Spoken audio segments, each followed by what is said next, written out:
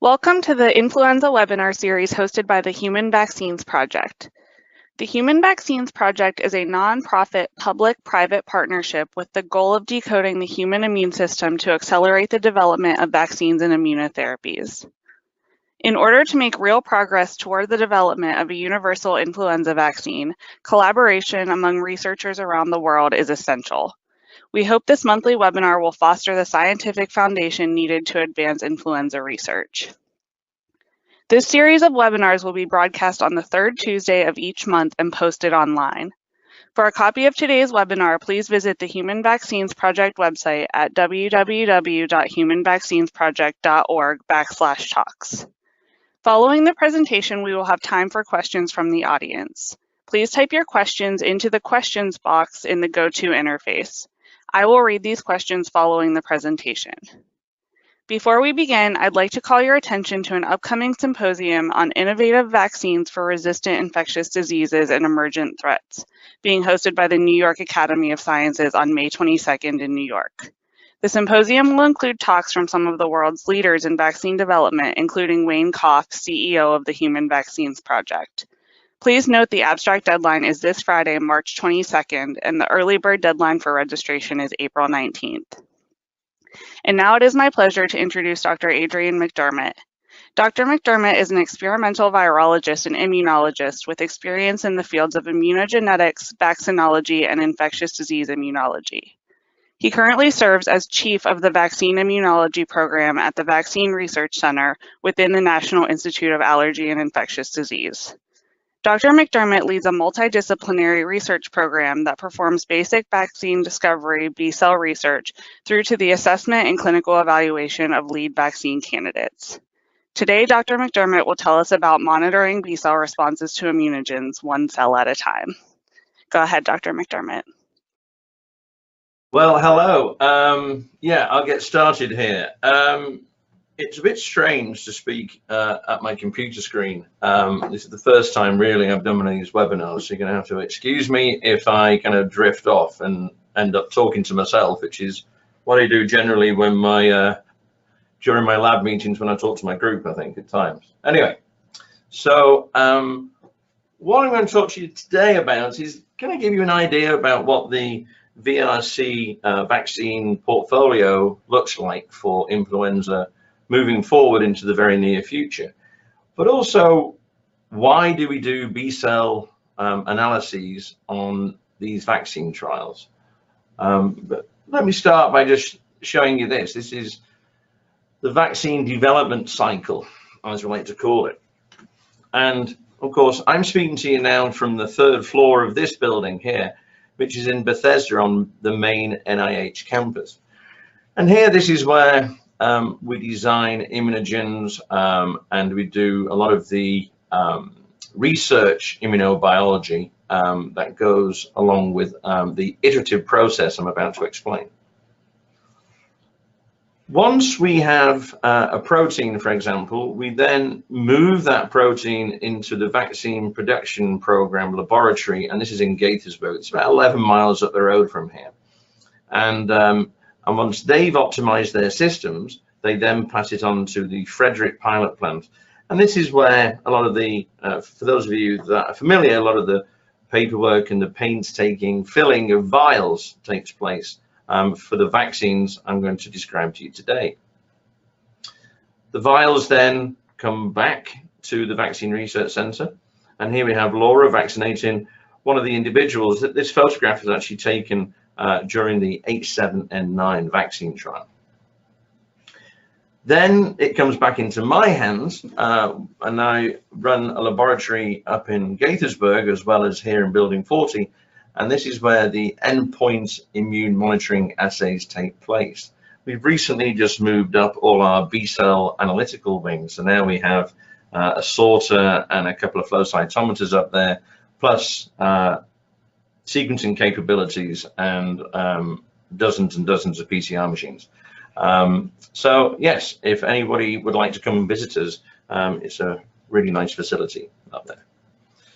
So what I'm going to start off with is the end, and basically tell you that these are the takeaways I would like everyone to get from today. So there is a compelling need for a universal influenza vaccine strategy. I'll try and explain the path towards a universal vaccine or a rapid emergency response, and I'll go into that a little bit later. Then I'll show you how we do the B-cell analyses of vaccine trials and how we identify antibody lineages that may be used for pre-pandemic prophylaxis.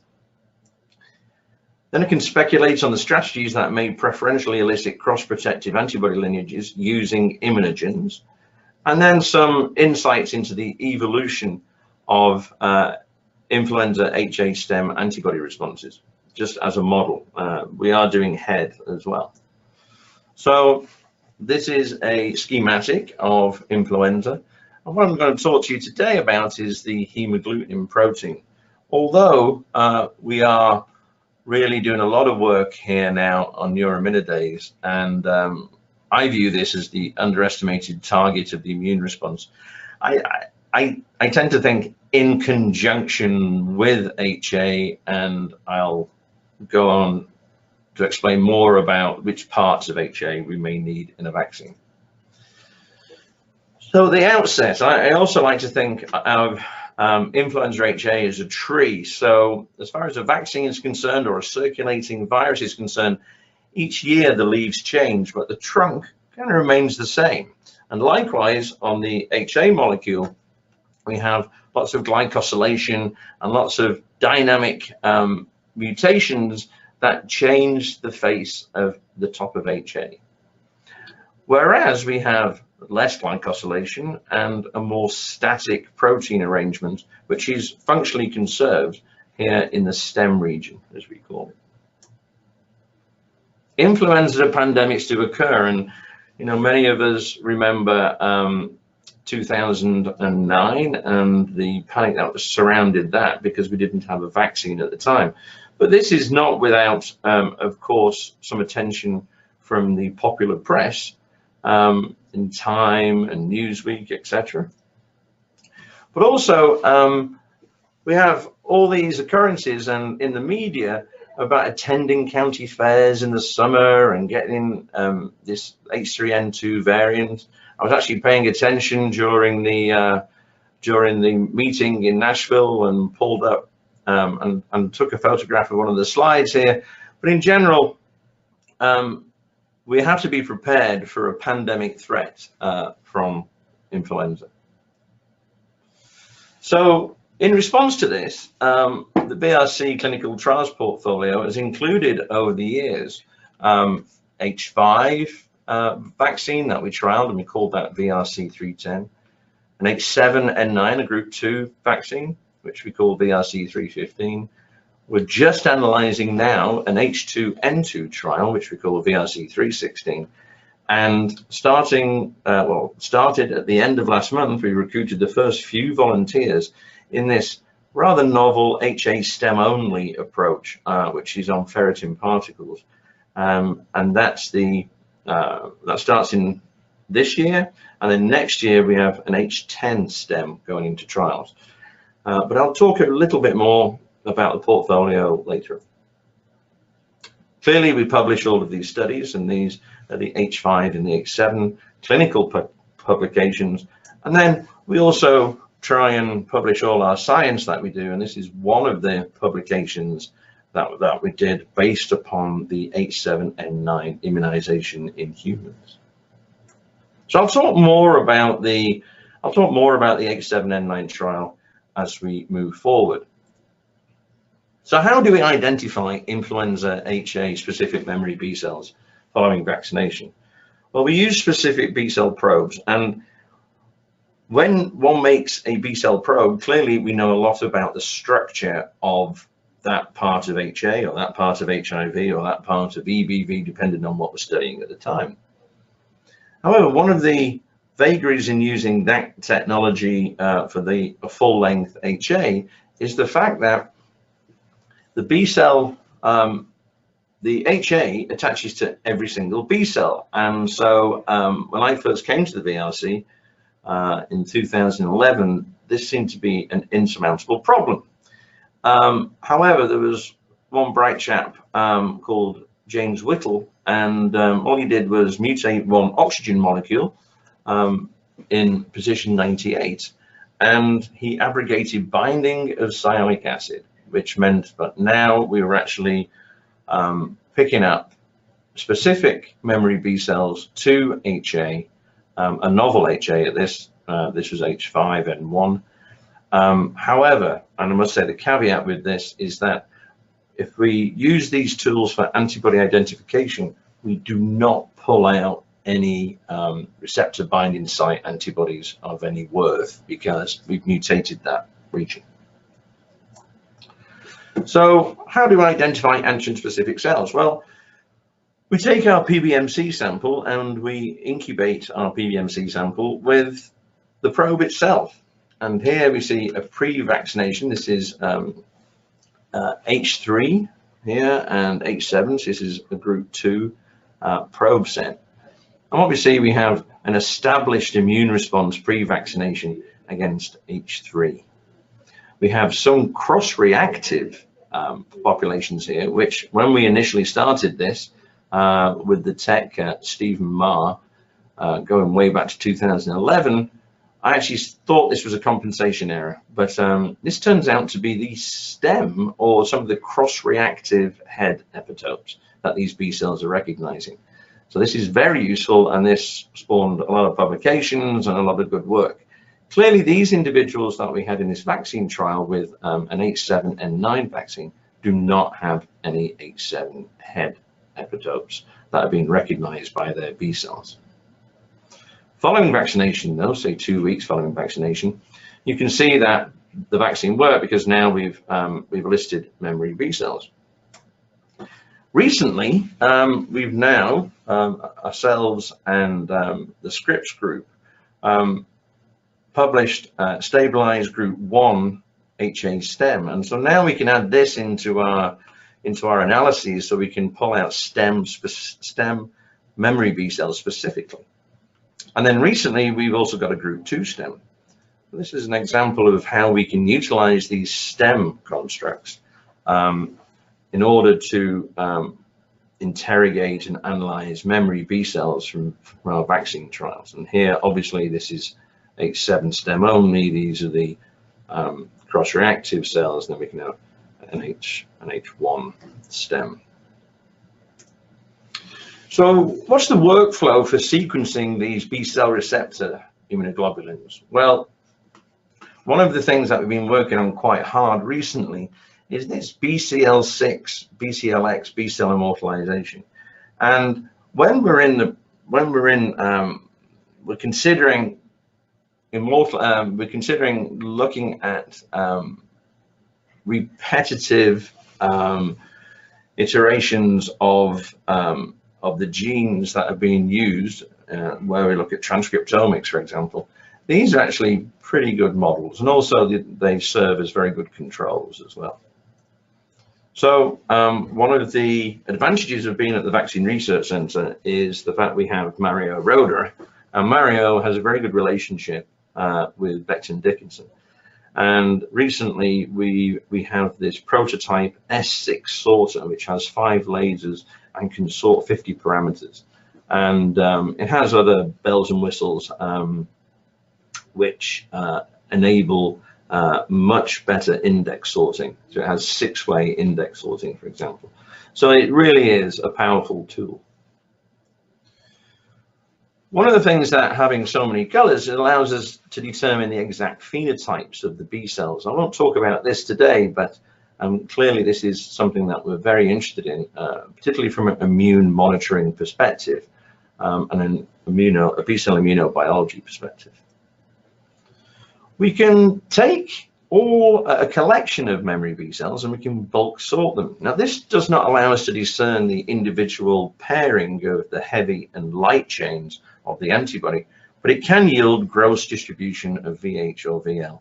So, for example, we've been using bulk sorting to have a look at bone marrow, for example, where obtaining individual cells can be quite challenging because plasma cells don't carry any BCR on the cell surface, and so we can't actually pull them out using probes.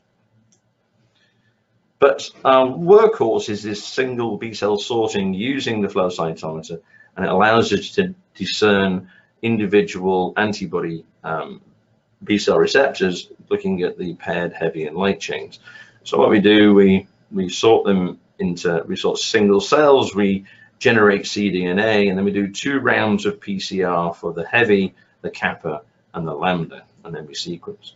So actually, it turns out, if you were to do a whole plate, it turns out that you're doing 6 rounds of PCR 3 times. So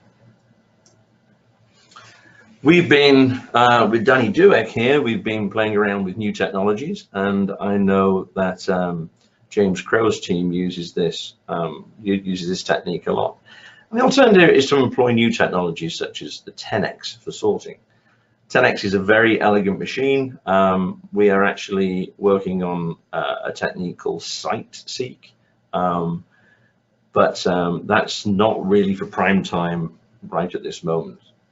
You can put 10x in combination with the 50 parameter sorter, and now you start to get to a really complex level of sequencing. And we are playing around with this for very rare populations, for example, in malaria or in Ebola. So the HA probes and the knowledge of the structure of HA has allowed us to isolate thousands of antibodies from our H7 trial, for example, our H5 trial.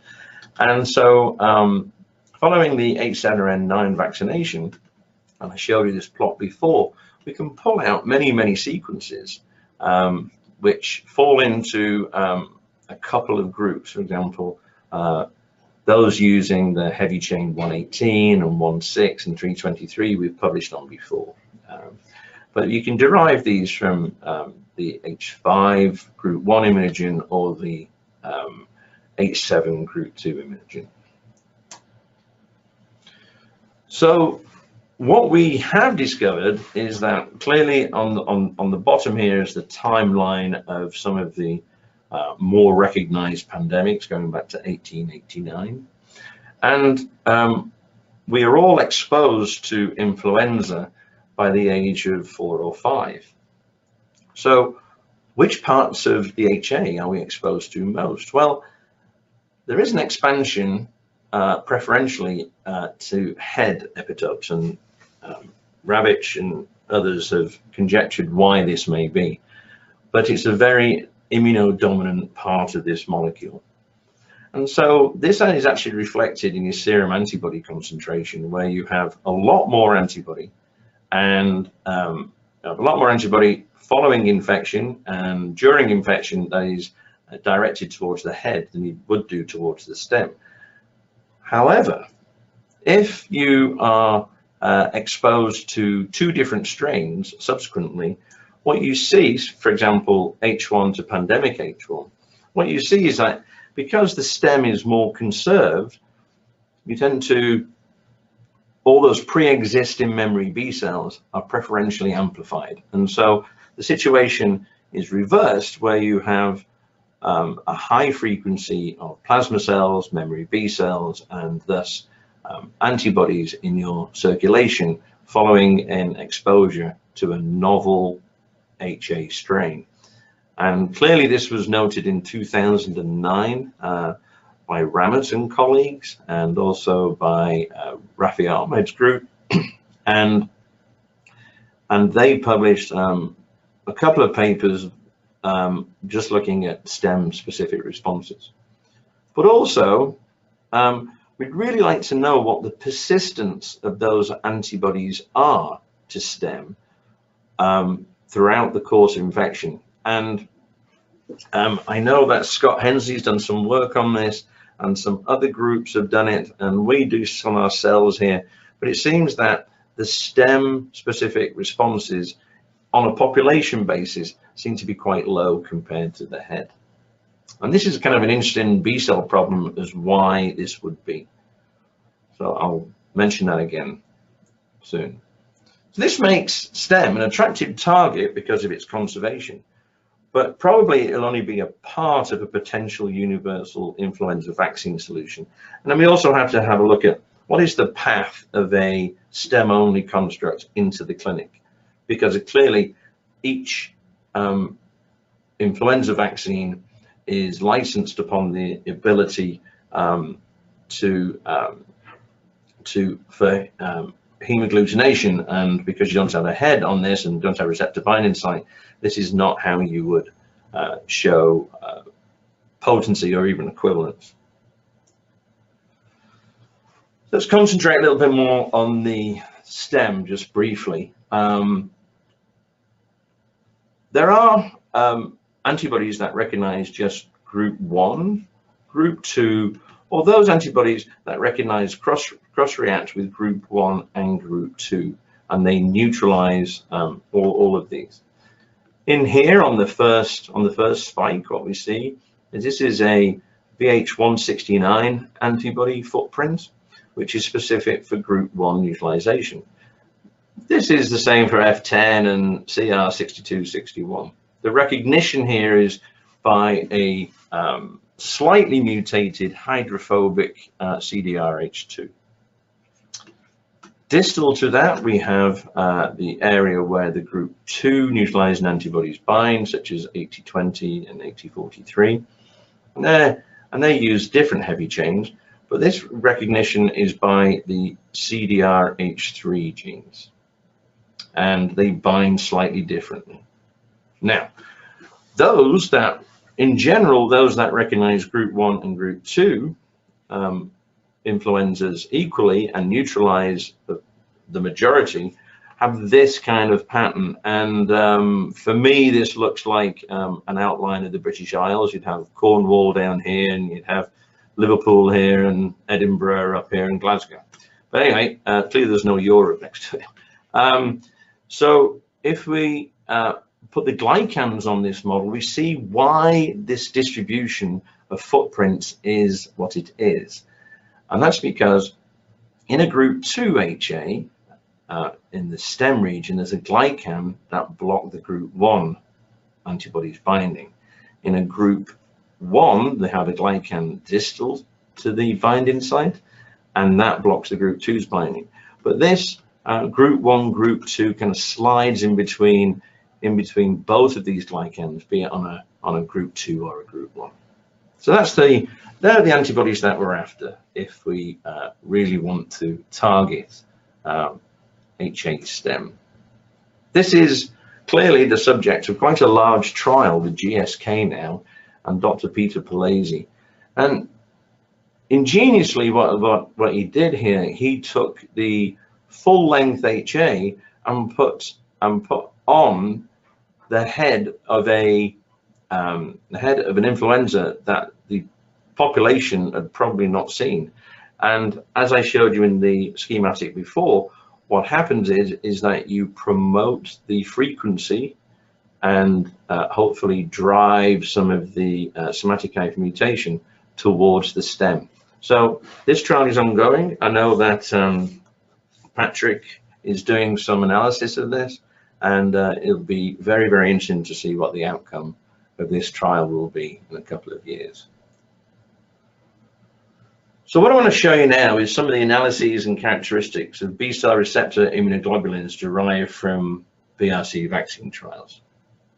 And in general, this is the schematic of, this is what we use, the schema of what we use.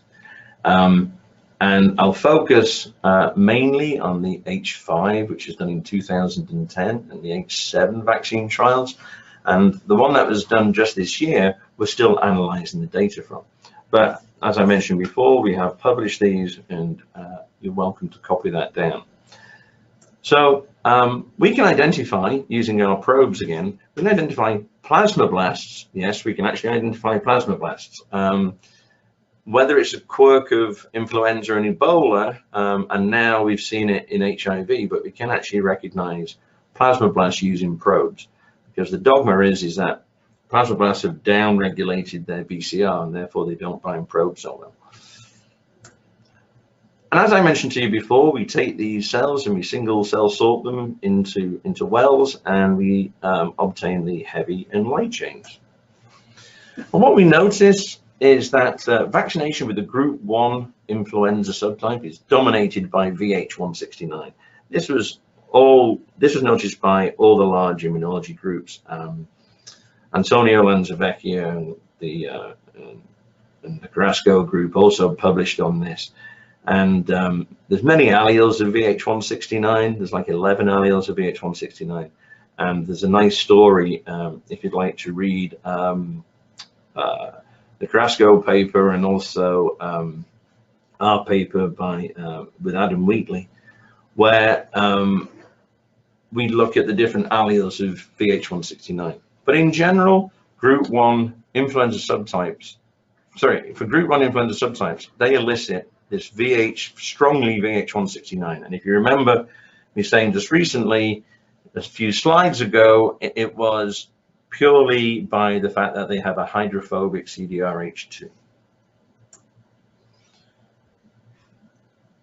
And that is what this is showing. So when we have a look in our H5 and H1 vaccine usage, we see VH169. And also in the recent H2, H1 trial, we see a lot of VH169 as well. So there is a polymorphism at this position 54, the leucine or a phenylalanine, and that determines if you make a very large VH169 response. And that's in these papers here. However, because of what I've just told you about the glycans, the VH169 in general, there are some that cross-react, like 9114, cannot bind to this region because it's got a whacking great glycan there. So when we look at the H7 or H3 vaccine trials, what we see is that VH169 is replaced by VH118 or by VH61. There we go. And we published that not that long ago in Science Immunology and in a couple of reviews as well. What we did find a couple of years ago, and Adam Wheatley and Gordon Joyce did this work, the majority of this work, is that we found that the population that we looked at was purified for VH118s and VH6-1, which recognize group 1 and group 2 stems and can be found in most individuals. So we call these multi-donor classes. And these are the characteristics of the multi-donor class. And when you start looking at binding of these, what we see is that they bind across a whole range of HAs. And then when we put them into mice, what we see is that these can actually be quite strongly protective. So while the neutralization may not be fantastic, they're certainly protective using other mechanisms, which we can conjecture to be ADCC, but we put them into different kinds of mice and they still protect it. So we're not sure if it is just ADCC. So group 2, an H7 immunization, elicited a more cross-reactive memory B-cell responses than using a group 1 immunogen. And we can see that here. So if you use our plots again and the probes, what we see is that the H7 and 9 frequency of HA really cross-reacted within the group H5, H5N1, and then we have the H2N2s. But if we have a look at the H7s, what we see is that those ones that recognize H7 cross-bind, so they bind outside of the group, and also with which is less so for the group 1 immunogens here. We can represent this a different way, and we can look at the following H7 or H5 immunization. We see that the VH169 is really quite dominant here for the H5, which is a group 1, and very low here for the H7 and 9. However, we take like a 118, we could take a 6-1 as well. And we see that the population there's less 169, and there's a greater amount of these, and these will, and these are cross-reactives. These recognize group 1 and group 2.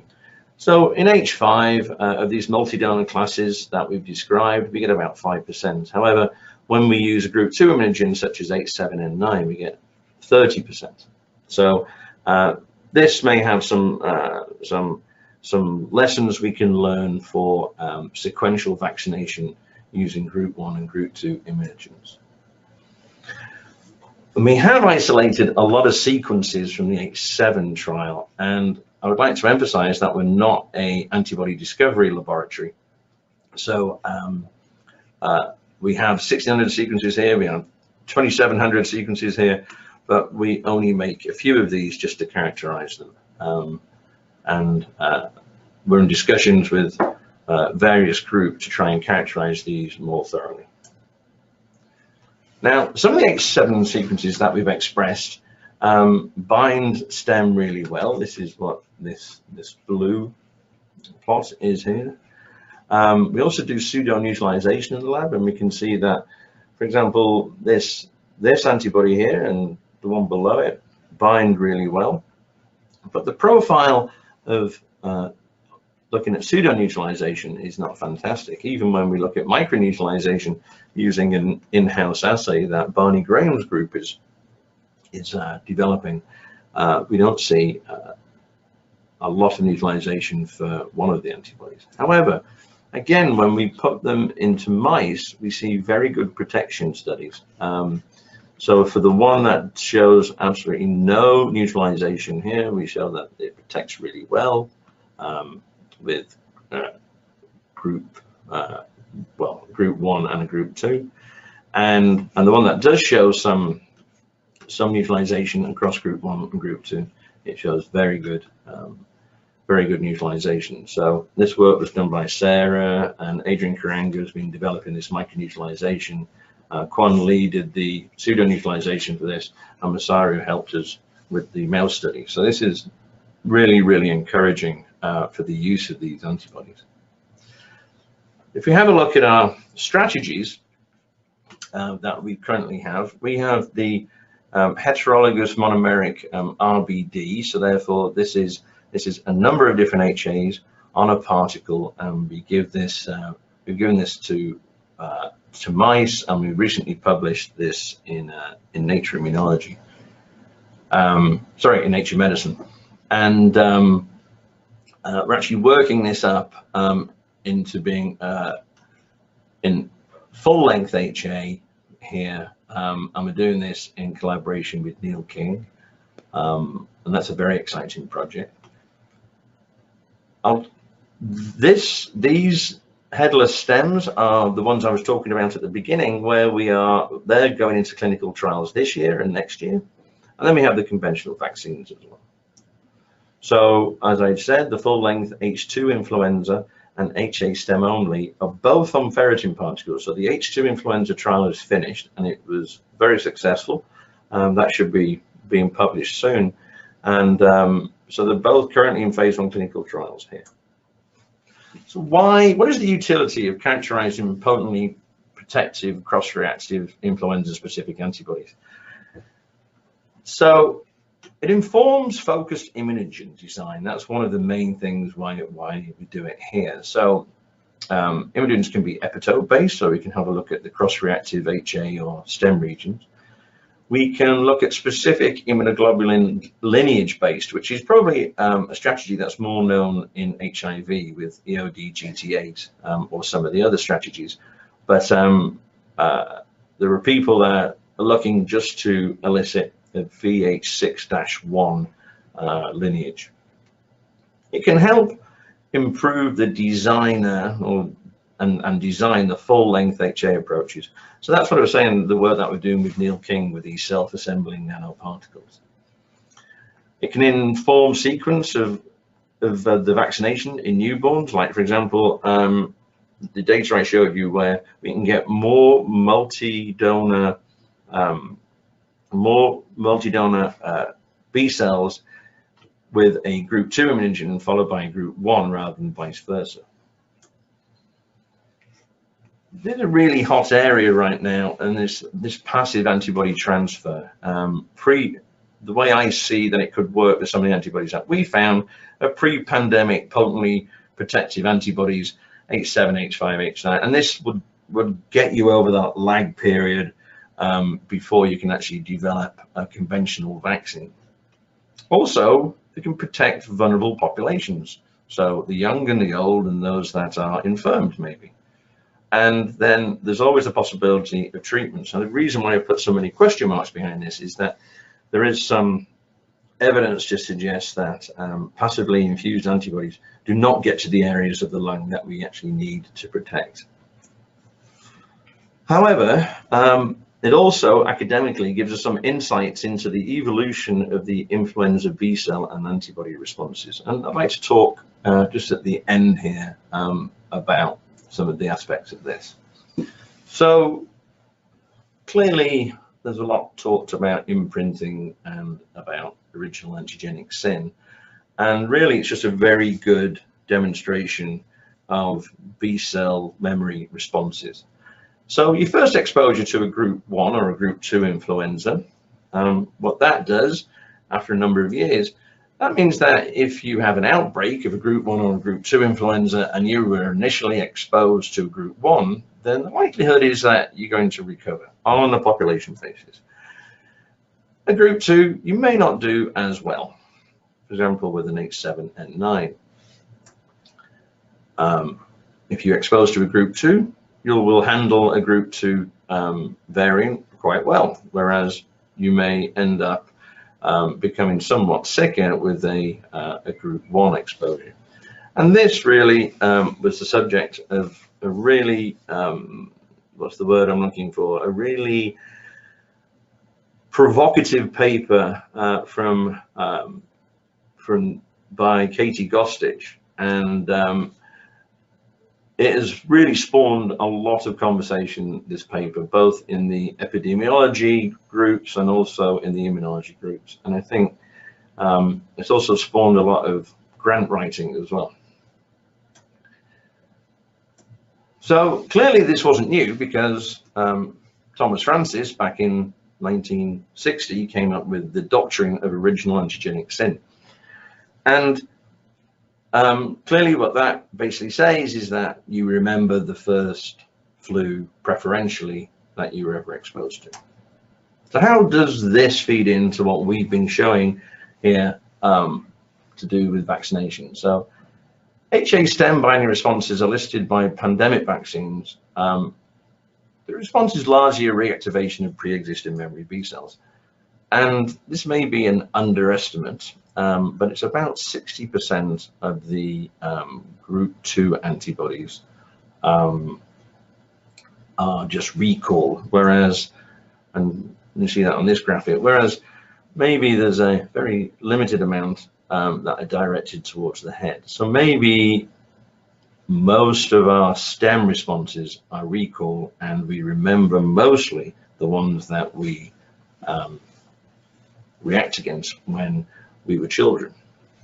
We can see this here even in the clones that we have. If you look at the diversity, pre-boost and 1 year post-boost are more or less the same when we look at H7-head, and then when we look at H7H3, which is the stem region, it's about the same. You may be getting a little bit more 1 year post-boost. If we look at the mutation level, we see a similar pattern where we induce some somatic hypermutation, but more or less it's in the same ballpark.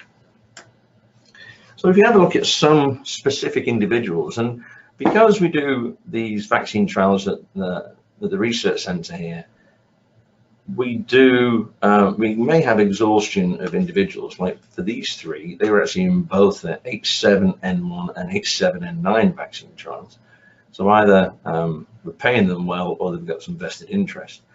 So if we look in the H5, the group 1, these are the group 1 antibodies, and these are clonal lineages that we found following H5 and following H7 vaccine.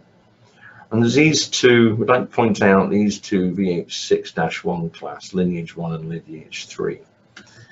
And in this individual, the same thing, and again, two classes kind of dominate. And also what this goes in with is very much that the H7 bring out these multi-donor classes. Like here, this is a good example. So these are just plots showing that post H5 and one of lineage 1 and lineage 2, lineage 2 and lineage 3 in this individual decrease and then bounce back. Likewise for those lineages in this individual in subject 2. And this does beg the question that when is this imprinting of stem responses actually happen? Well, there's many groups now in response to the civics that are establishing child cohorts all over the world. We have some inroads to this ourselves, which may answer these questions about imprinting in stem more specifically. And clearly, imprinting in head is also a really big issue. But to carry on with this, let's have a look at the cross-reactive multi-donor HA lineages initiated by sequential exposure. So going back to those individuals again, subject 1 was born in 1962, and so we can actually we don't know the exposure history, and you're really guessing in these kind of studies. But if we infer the UCA, we can see that the UCA binds to this. Maybe it was an H2N2. It binds to the group 1. So this lineage was born on group 1, and then over the years it's adapted to be recognizing a group 2. Conversely, this lineage was born in a group 2 environment and then learned how to, or mutated how to recognize group 1.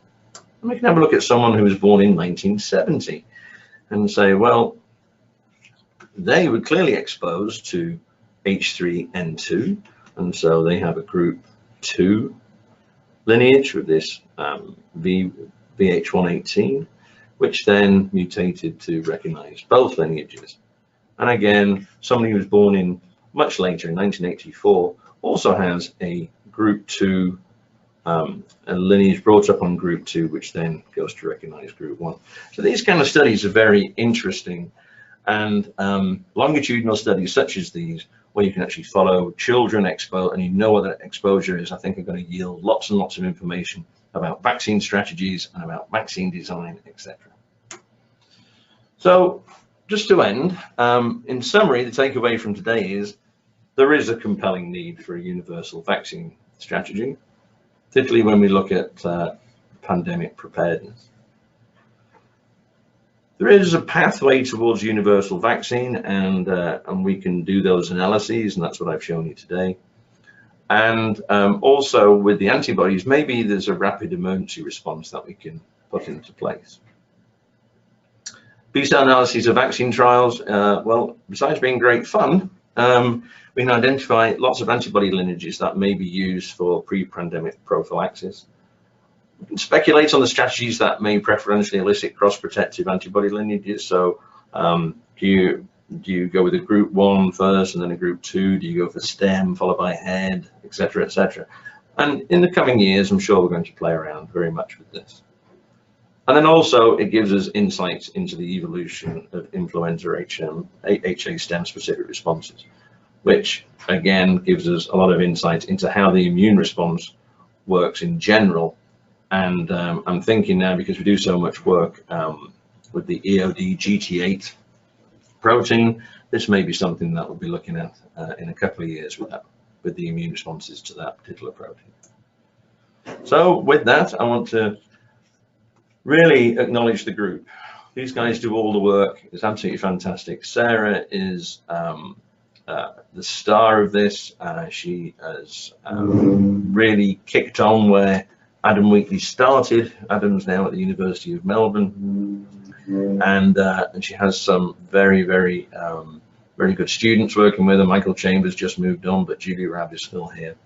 Clearly, The viral pathogenesis lab with Barney and Michelle and Masaru, we couldn't do any of these studies without them. Likewise, we couldn't do any studies without Julie Ledgerwood, Grace, and the clinical team. Plus all the vaccine recipients and participants. Clearly, some of them, well, 3 of them come back for more, so we must be doing something correct. So with that, I'd like to thanks for the opportunity to talk to you, and also thanks very much for your attention. Yeah, thank you, Adrian. That was really interesting. At this point, we can take questions from any attendees. So if you have a question, please just type it into your question box and I'll read it aloud. And while we're waiting for people to sort of get moving, typing their questions in, I'm curious if your group has any plans to further investigate the mechanisms of those protective but non-neutralizing antibodies. Yes, we are. We're actually doing quite a bit of work on that, to tell you the truth. Using different mice with different collaborators, we're really trying to understand with LALA mutations, etc., etc. We have some, again, going back to the HIV stuff, we've got a lot of experience looking at the FC portions and how to manipulate the FC portions in HIV antibodies, and we're applying a lot of that into the influenza space. So yeah. Cool. Okay, so here's the next question. It says, nice talk, Adrian. Could you please comment on the sample requirements for your single cell sequence analysis? What is the frequency and number of cells you need to be able to pull out meaningful sequences? Well, that's a real numbers game because it depends when you do it. So if you look 2 weeks post-vaccine, you can maybe get away with using 10 million PBMCs. And you can pull out a really good variety of B cells, memory B cells that are using all sorts of different heavy chains. However, if you go a year later, or maybe 8 months later even, then the frequency of the circulating memory B cells has gone down so low, now you're just looking at a smaller population, and therefore you may not pull out the diversity that you would pull out just post-vaccine. Okay. Our next question says, what would be a strategy to break the B cell memory that we do not want? Would it be antigen adjuvants? That's an interesting question. Would adjuvants play into this? One of the things about these lineage studies is what we've seen using malaria is while an adjuvant can really affect a large frequency change early on, the adjuvant doesn't really affect the long-term antibody levels. That's what we found using some neoantigens with malaria. So while it recruits a lot of memory B cells, and I think if it's an immunodominant response, then yes, an adjuvant will work. If it's a subdominant response, then we have to really question the strategy of the adjuvant that we would use. So for example, I think using stem only on a ferritin particle, I think that's going to be hugely interesting to see if we can break that immunodominance by just giving a more or less self-adjuvanted stem and see if we can affect the frequency of those multi-donor class antibodies in the serum. Okay. The next question says, great talk, Adrian. Can you explain the gray sections of the pie graphs where you were looking at the cross-reactive stem binding lineages that change over time in vaccinated subjects? Yeah, I'll go back. Oh, you mean those ones? Oh, no. What the gray areas are here are all the other lineages that don't repeat. So these are the only 2 lineages that have repeated in, or 2 or 3 lineages that have repeated. And so while we have information on them, it was better to tell the stories of the ones that have actually been repeated. And of the one subject 3, it was probably a very small population here, and we've not picked it up any particular frequency, but we did pick it up in a higher frequency when we use group 2, if that explains it. Just the way you make it. Yeah. Okay. Next we have, you talked about STEM antibodies, but what about different classes and subclasses of antibodies? IgA stem versus head, for example, mucosal antibodies, how do we analyze them? Well, I didn't present that actually. Our primers are designed to pick up IgM, IgG, and IgA. And the H2 vaccine is yielding some very interesting results in that area, because a lot of the individuals who we saw who had clearly were born, in fact, the graph's in front of me, so were clearly born in the time when H2N2 was in circulation. You see that they predominantly have an IgA response.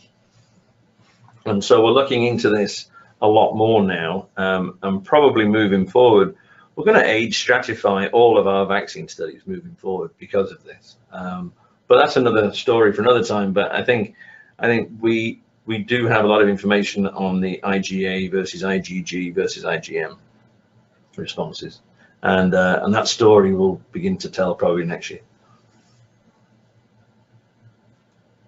Okay.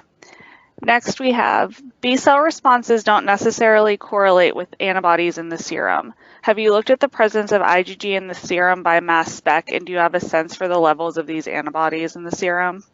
You know, getting that technique off the ground, in fact, I was talking about it this morning, getting that technique off the ground is really difficult, and that's why really the biggest show in town in this is George's group, George Georgiou's. The technology behind doing mass spec, we don't have the expertise here. Interestingly, though, there are some individuals who are in the analytics section of the vaccine production who use mass spec all the time to characterize vaccines, who may be interested in doing this. But we have not done that yet. And if we did do it, we'd probably do it in collaboration with George's group. So. Yeah, we're looking at it. Okay. Next we have, how about the longevity of the STEM-specific response of trial participants? Do they maintain a STEM-specific response after seasonal influenza exposure? Great question. Yes, I think Scott has some data on this to say that there are individuals who do maintain a really good frequency of antibody responses against STEM, and then there are other people who do not. And I can't remember his story, and I would prefer to let him tell it. But we've looked at this, and we've looked at all the trial participants, and the STEM responses do go away pretty quickly. The antibody response does go away pretty quickly. That's why when we use, that's one of the criteria that we're using for looking at the STEM-only constructs to see what the persistence of those antibodies is actually going to be. Okay, and it looks like we have a couple of questions on T cells, but they're the same, so I'm just going to read one. It says, can you talk a little bit about T cell-based vaccines and their role in universal influenza vaccine strategies? Oh my goodness, well that's not my area really, but clearly there's a lot of work being done looking at T cell vaccines. Similar kind of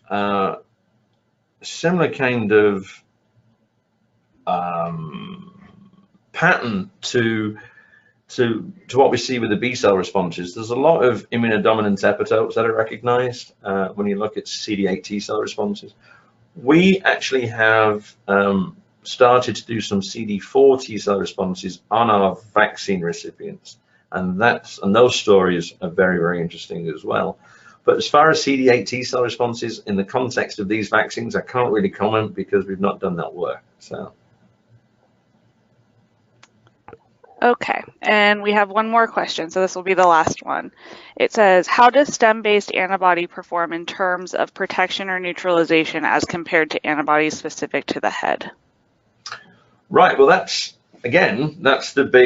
why I think stem would only be a component of a vaccine. And I said there was two reasons for that.